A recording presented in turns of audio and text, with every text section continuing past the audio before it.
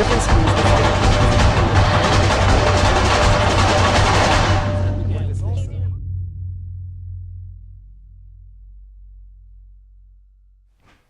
Back in the 1900s, there was an influx of high-achieving Eastern European immigrants to America.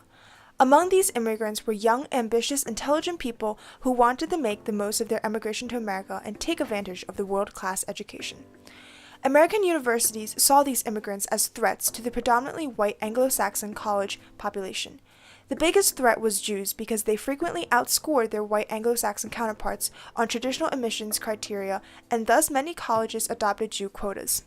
These came under fire, and colleges were forced to find more discreet means of barring Jews from admission.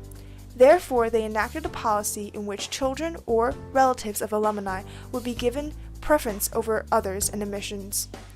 This way, they can exclude the children of immigrants in practice without causing outcry by explicitly stating so. This marks the first time in history that the idea of legacy was established. Thomas Espenshade, a researcher at Princeton University, found that on an SAT scale of 400 to 1600 points, being a legacy applicant had the same effect as adding 160 points to an applicant's SAT score even after controlling other factors such as GPA and socioeconomic backgrounds. Granted, SAT scores are only one part of an applicant's profile, but they are a very significant portion, and a difference of 160 points is certainly significant. A similar trend was observed with race. Hispanic applicants received a cushion of 185 points, and African American applicants had a cushion of 230 points. Meanwhile, Asian applicants suffered a penalty of 50 points. From its origins, legacy was a policy of discrimination. It gives an unwarranted advantage to those already privileged by their upbringing, disvalues hard work, and generally provides a dishonest, nepotistic system by which students' futures are decided. According to recent studies, legacy applicants make up about 10 to 25% of the student body at highly selective institutions that use legacy as an admissions criteria, and only about 1.5% of the student body at those universities that do not. As more and more children of immigrants and first-generation college students apply, legacy should be eliminated to make the admissions process fair for all applicants.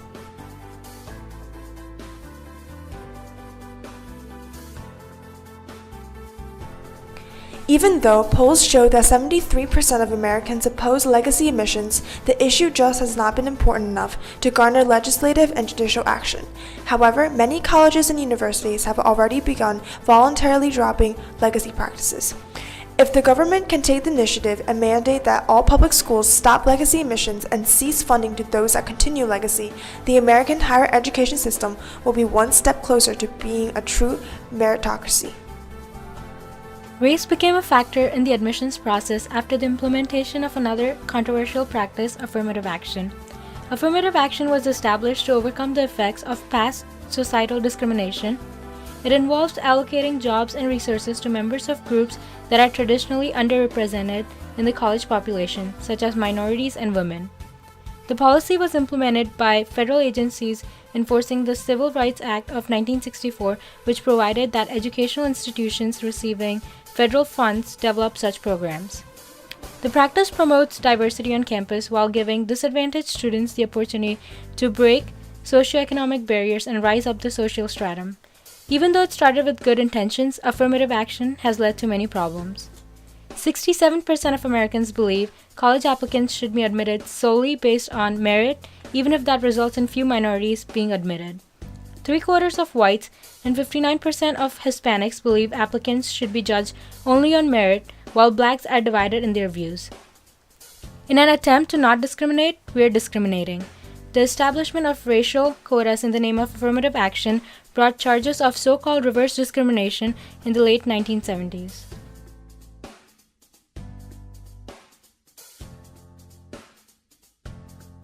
Diversity, I think, is a wonderful thing. I think it's great. I think all colleges should have a holistic approach to every college applicant. I do, however, think that in this day and age, we're being judged on things that we cannot control as opposed to things that we can.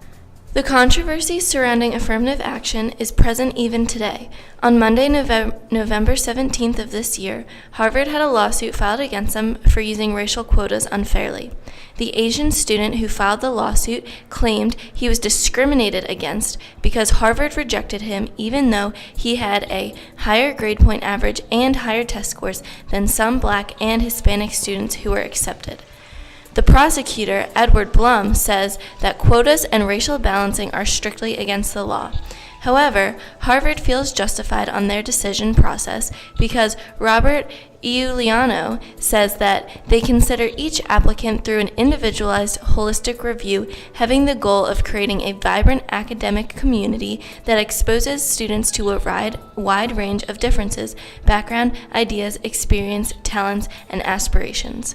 Others also defend the university's policy, like Julie Park claims that Asian American students benefit greatly from attending the racially and socioeconomically diverse campuses that affirmative action helps create. Some experts believe that status, not race, should be the basis for affirmative action. Many people believe that successful students who have overcome the unfairness of attending impoverished schools should get preferential treatment when applying to college. However, while there is a strong case for affirmative action violating the Equal Protection Clause, the use of socioeconomic status as a factor in college admissions could be considered just as much of a violation because it denies people equal opportunity based on how and where they grew up. There will be controversy surrounding college admissions no matter what, as long as colleges continue to look at ambiguous holistic factors rather than looking at grades and scores.